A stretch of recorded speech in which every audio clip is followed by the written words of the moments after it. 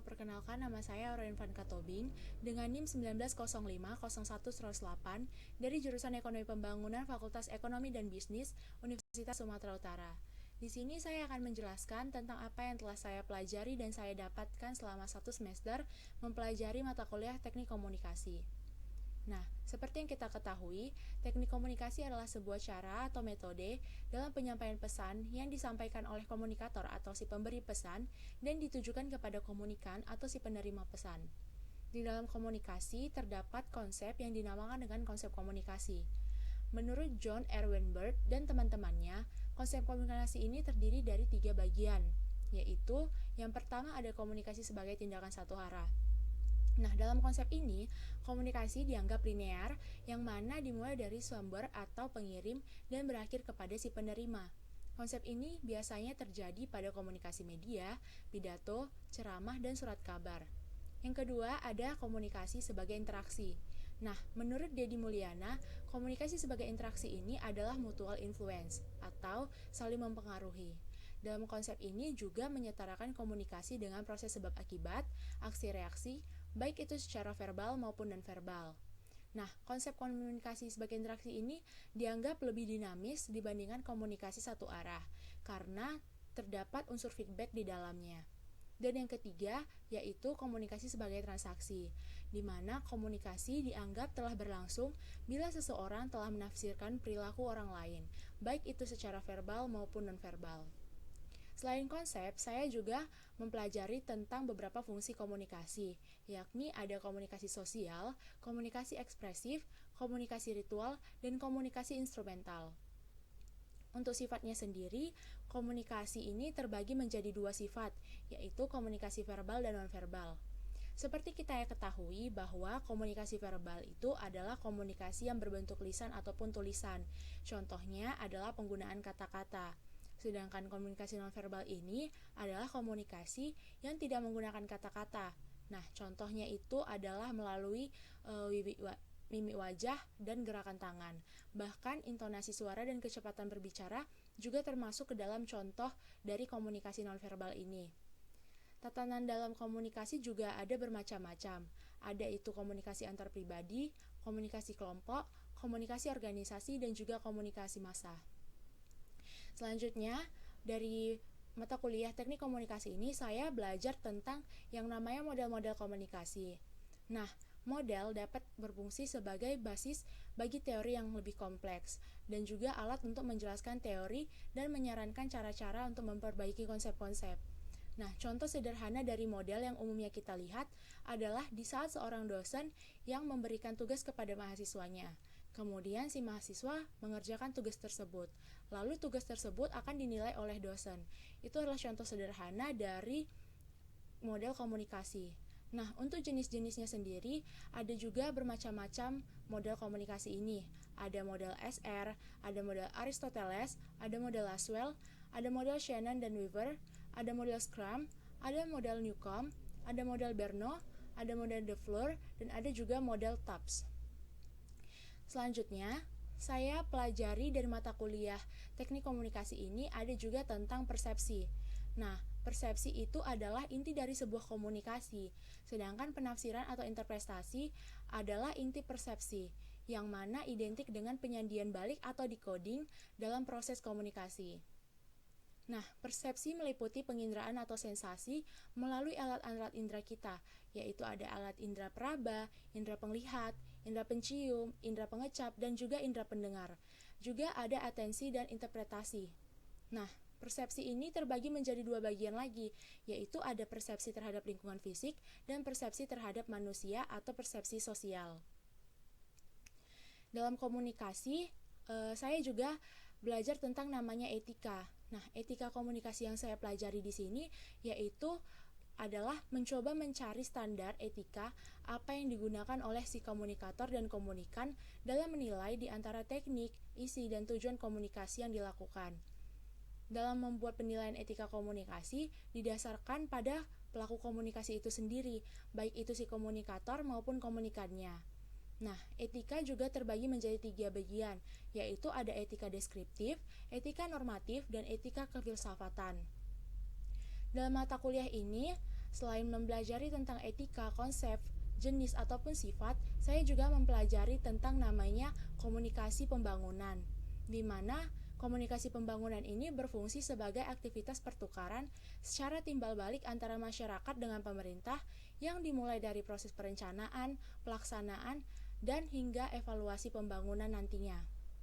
Ada juga yang namanya komunikasi persuasi dan negosiasi. Nah, komunikasi persuasif ini yaitu komunikasi yang bersifat mempengaruhi audiens atau komunikannya, sehingga bertindak sesuai dengan apa yang diharapkan oleh si komunikator. Nah, tujuan dari komunikasi persuasif ini ada dua, yaitu yang pertama, mengubah atau menguatkan keyakinan atau belief dan sikap atau attitude audiens.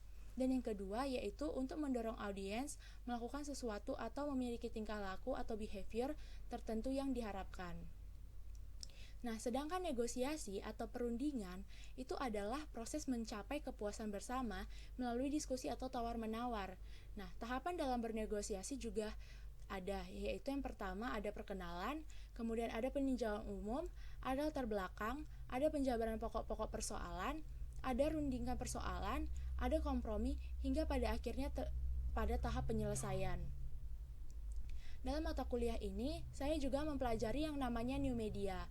Nah, new media itu adalah terminologi yang menjelaskan konvergensi antara teknologi dan komunikasi yang secara digital dan terkomputerisasi serta terhubung dalam sebuah jaringan. Contoh dari new media ini adalah internet dan sosial media.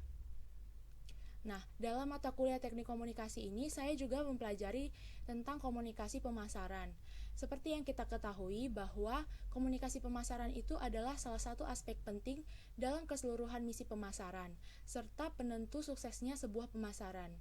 Nah, dari komunikasi pemasaran ini saya belajar yang namanya 4P, yaitu promotion, product, place, and price. Dari komunikasi pemasaran ini, saya juga belajar tentang IMC atau Integrated Marketing Communication. Secara sederhananya, IMC ini diartikan sebagai proses dari pengelolaan customer relationships yang menggerakkan brand value. Selanjutnya, selain tentang komunikasi pemasaran dan komunikasi pembangunan, saya belajar juga tentang namanya komunikasi lintas budaya. Nah, komunikasi lintas budaya ini menurut Tatiana Tasseva-Corney pada tahun 2009 adalah komunikasi yang terjadi di antara anggota yang berbeda budaya, yang mana setiap nilai, pola pikir, komunikasi dan perilakunya seringkali berlawanan dengan nilai-nilai pola pikir, komunikasi dan perilaku yang lain. Hal yang paling disoroti dalam komunikasi lintas budaya ini adalah tentang culture shock. Nah, seperti kita ketahui bahwa gejala culture shock itu dapat kita tandai dengan adanya perasaan bosan terhadap kondisi lingkungan yang ada dan kehidupan barunya. Selain itu juga dapat ditandai dengan perilaku yang cenderung memilih untuk menarik diri dari kehidupan sosial yang ada di dalam lingkungan barunya. Kemudian ada juga kondisi fisik di mana tubuh akan mudah lelah dan juga terjadi gangguan tidur atau sulit tidur.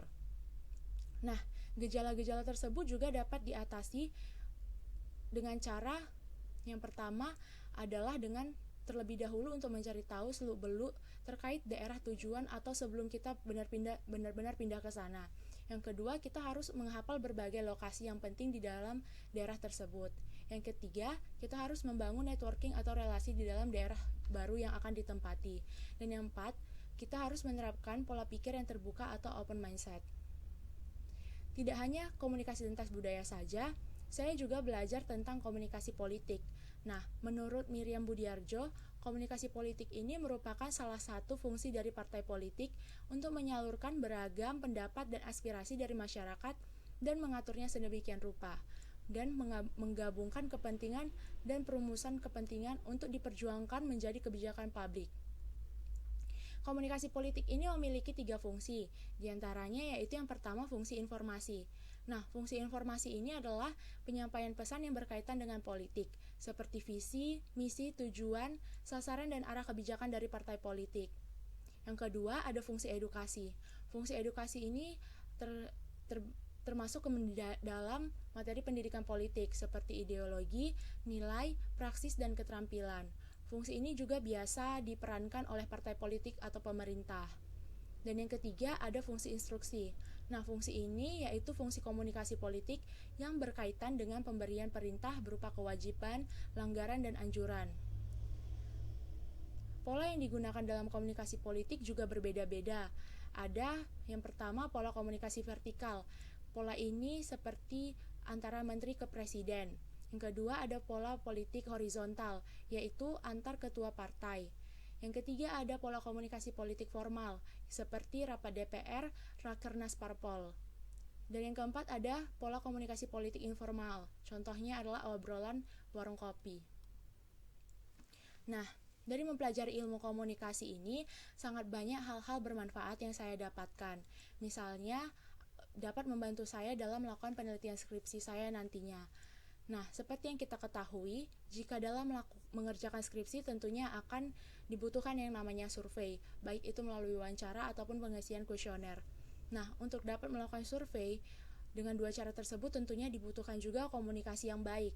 Saya tidak akan bisa dengan sembarangan meminta orang lain mengisi kuesioner saya atau mau untuk diwawancarai oleh saya. Tentunya saya juga harus tahu sasaran saya siapa, apakah dia masih anak usia muda, orang dewasa, atau orang tua. Nah, cara yang baik untuk saya menyampaikan tujuan saya kepada responden saya tentunya tidak bisa sama rata. Tidak mungkin saya berbicara seperti anak-anak ketika saya tujuannya adalah orang tua, atau sebaliknya ketika tujuan saya adalah anak-anak tidak mungkin saya berbicara dengan secara formal. Selain itu, misalnya saya membutuhkan sebuah data atau informasi mungkin dari sebuah instansi atau perusahaan. Nah, dengan belajar teknik komunikasi, saya tentunya akan mengetahui etika-etika yang seharusnya saya lakukan saat saya berhadapan dengan orang-orang terhormat. Di saat saya meminta data atau informasi kepada suatu perusahaan atau instansi yang saya butuhkan, tentunya saya akan berbicara secara formal, sopan, dan juga berpenampilan rapi. Karena jika tidak, maka sama saja saya tidak memahami etika dalam berkomunikasi. Mungkin itu saja yang dapat saya sampaikan terkait apa saja yang saya pelajari dan saya dapatkan selama 1 semester ini dalam mata kuliah teknik komunikasi. Sekian penjelasan dari saya, terima kasih.